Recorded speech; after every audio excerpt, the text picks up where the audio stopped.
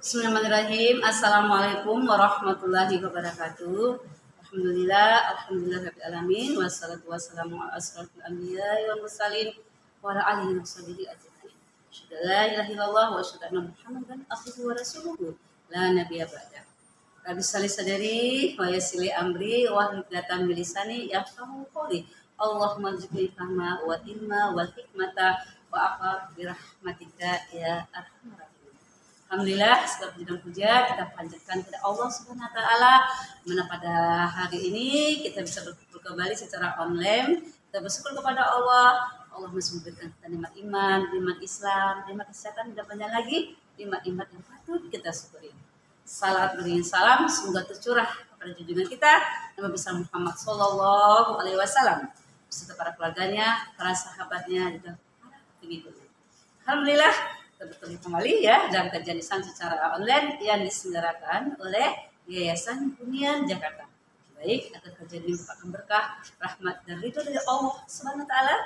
Kita buka sama-sama dengan membaca basmalah. Bismillahirrahmanirrahim. Adapun tema kita pada kajian hari ini adalah kita bicara mengenai mahabbatullah. Kita sering mendengar kata-kata mahabbatullah ya. Nah, apa makna mahabbatullah itu? Mahabbatullah itu artinya mencintai Allah. Mencintai Allah secara mendalam. Kenapa? Kita bertujuan kita mencari ridho Allah dengan cara bagaimana? Kita ingin mencapai ridho Allah, kita menjalankan semua perintah Allah dan menjauhi segala larangannya. Jadi kalau kita dengar kata-kata mahabbatullah sering ya, artinya kita mencintai Allah, ya, cinta kepada Allah. Karena mahabbatullah ini adalah tingkatan cinta yang paling tinggi, cinta kepada Allah. Bagaimana kita cinta kepada Allah? Itu tadi kita ingin mendapatkan ridho Allah. Bagaimana kita mendapatkan ridho Allah? Ayo laksanakan semua perintahnya dan jauhi segala larangannya. Ini kita cek dalam surah Ali Imran ayat 31. Katakanlah, jika kamu benar-benar mencintai Allah, ikutilah aku. Niscaya Allah mengasihi dan mengampuni dosa-dosamu. Jadi kalau kita ingin ya dicintai Allah dan mencintai Allah, kita harus mengikuti segala perintah-perintah Allah dan menjauhi segala larangan-larangan Allah. Kenapa mahabbatullah itu penting? Kenapa kita penting mencintai Allah? Satu, untuk mendapatkan ketenangan hati. Karena apa? Karena kalau tingkatan cinta kita pada Allah ya, itu berarti tingkatan cinta yang paling tinggi. Kita akan tenang hati kita karena kita ada Allah. Ketika kita menyerahkan segala urusan kita hanya kepada Allah, tenang hati kita. Jadi kita bermakna, kalau kita ya tidak bersandar kepada Allah, tidak menjadikan Allah segala-galanya dalam kehidupan kita akan menjadi orang yang mudah tidak tenang, mudah gelisah, mudah marah, tidak bisa mengendalikan dirinya.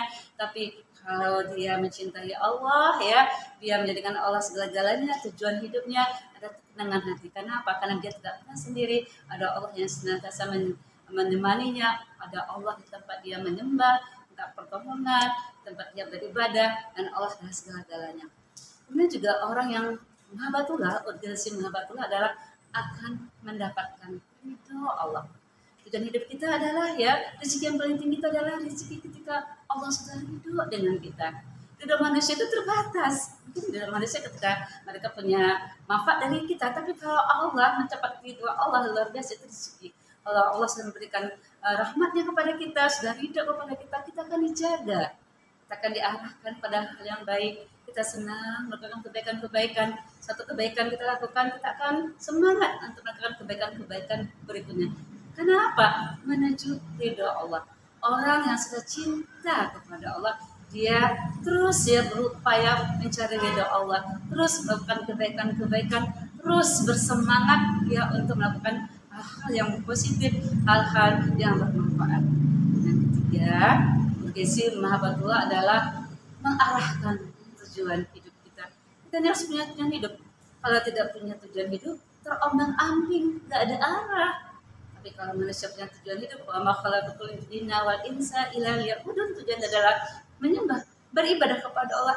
Hidupnya akan terarah, hidupnya tidak terombang-ambing. Karena dia tahu dunia ini adalah bukan tempat tinggal.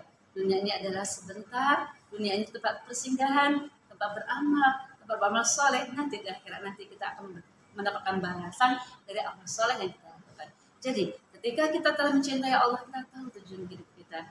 Kita mencintai Allah mahabbatullah, kita tahu kemana kita akan pulang. Kita akan pulang semuanya kepada Allah. Nah itu karena kita pulang kepada Allah, Allah persiapkan bekal sebaik-baiknya dengan amal soleh kita untuk mencapai tadi ridho Allah, mencapai apa lagi? Rahmat Allah. Oke sih, mahabbatullah berikutnya adalah akan bisa meningkatkan kualitas ibadah. Kalau sesuatu itu dilakukan dengan rasa cinta, ya, apalagi kalau cintanya kepada Allah, itu kualitas ibadah kita akan meningkat.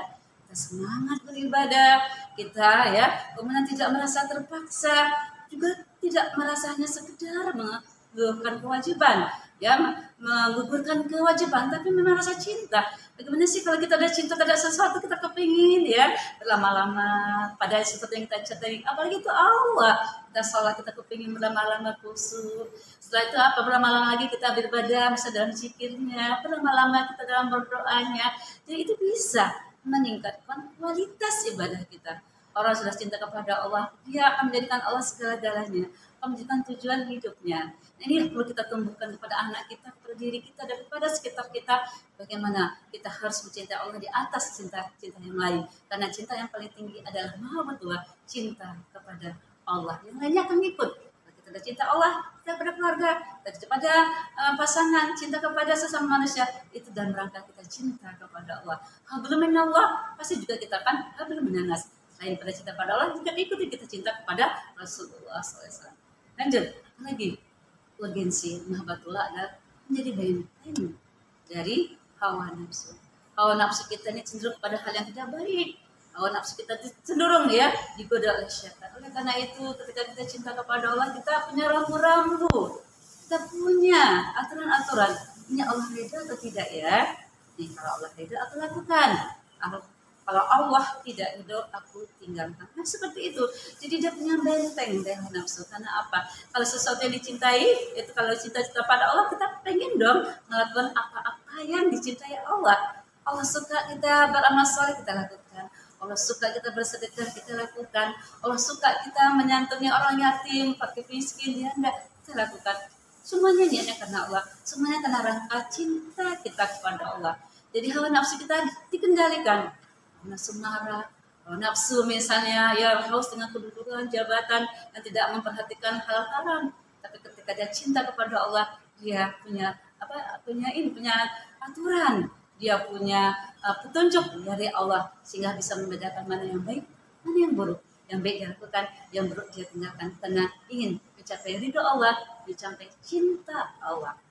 Nah, apalagi urgensi daripada mahabbatullah bisa menerang seseorang itu berbuat baik. Kenapa? Karena dia semangat, karena Allah tujuannya.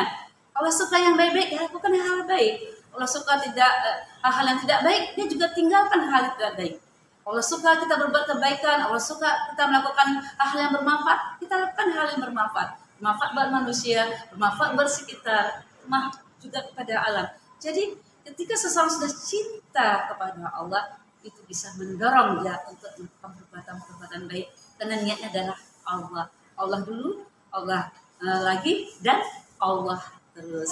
Selanjutnya adalah kita lanjutkan ya, urgensi mahabbatullah adalah menjaga dari hal yang dibenci oleh Allah. Ini dia khawatir ya kalau ada hal yang dibenci Allah itu dia akan jauhi, dia akan tinggalkan. Apa-apa yang Allah suka dia lakukan.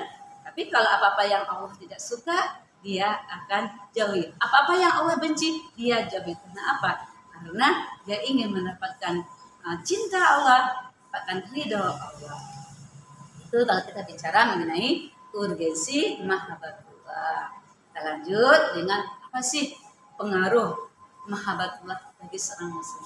Apa pengaruh ya seseorang kalau sudah cinta kepada Allah? Pertama, nantinya akan tenang dan bahagia jiwanya. Kehidupan sekarang kadang membuat seorang itu banyak gelisah. Ya, karena apa? Dunia itu kadang membuat kita tidak pernah puas. Tapi kalau dia sudah mengatakan ya Allah adalah segala-galanya, ya sudah cintanya adalah sudah yang paling tinggi adalah Allah, akan dia dapatkan ketenangan dan kebahagiaan jiwa. Setelah itu juga pengaruh mahabbatullah adalah dia terus mendapatkan petunjuk dan hidayah. Karena Allah cinta padanya, terus yang dekatkan diri pada Allah akan mendapatkan petunjuk dan hidayah. Yang ketiga, pengaruh mahabbatullah adalah meningkatkan ketakwaan dan ketaatan. dia semakin taat, semakin takwa kepada Allah.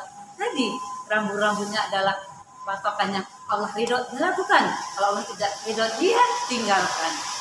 Ya, keempat, seseorang kalau sudah menghamba akan tumbuh rasa ridho dan rahmat Allah.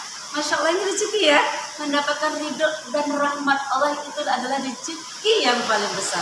Ini akan kita gapai, ini akan kita gapai. Alhamdulillah hujan ya, Allah masih bantuan, Allah masih bantuan. Kita lanjutkan ya.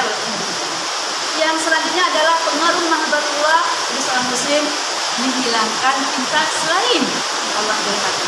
Kenapa? Karena di dalam hatinya hanya cinta pada Allah. Dia hilangkan cita-cita lain. Ada cita-cita yang lain adalah untuk menuju cinta Allah.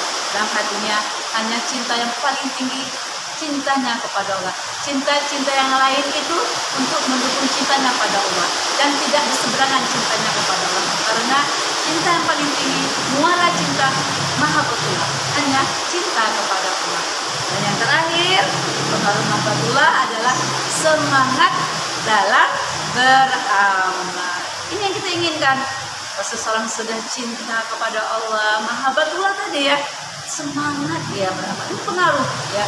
Dia tidak akan pernah merasakan amal itu sebagai beban. Amal soleh jadi beban tidak, tapi dia senang, bahagia. Karena dia beramal untuk mencari ridho dan rahmat Allah. Kalau seseorang sudah merasa ridho dan rahmat Allah, sudah cinta kepada Allah, tidak ada sesuatu yang berat bagi dia, itu akan menjadi ringan. Nah, inilah yang bisa saya sampaikan pada kesempatan hari ini ya, mengenai mahabbatullah. Semoga kita semua, pemirsa semua, menjadi hamba-hamba Allah yang mencintai Allah ya, di atas segala-galanya. Cintakan yang paling tinggi. Setelah itu nanti cinta pada Rasul, cinta kepada pasangan dan keluarga, semuanya kita niatkan dalam rangka mencari cinta Allah, ridha Allah, dan rahmat Allah. Semoga Allah ridai kita, Allah berkahi kita, dan Allah maafkan kesalahan-kesalahan kita. Jadi itu yang saya sampaikan pada kesempatan kajian ini. Saya yakin masih banyak kurang dan khilafnya pada Allah. Mohon ampun, astagfirullahaladzim. Kepada pemirsa semua saya minta maaf lahir dan batin. Assalamualaikum warahmatullahi wabarakatuh.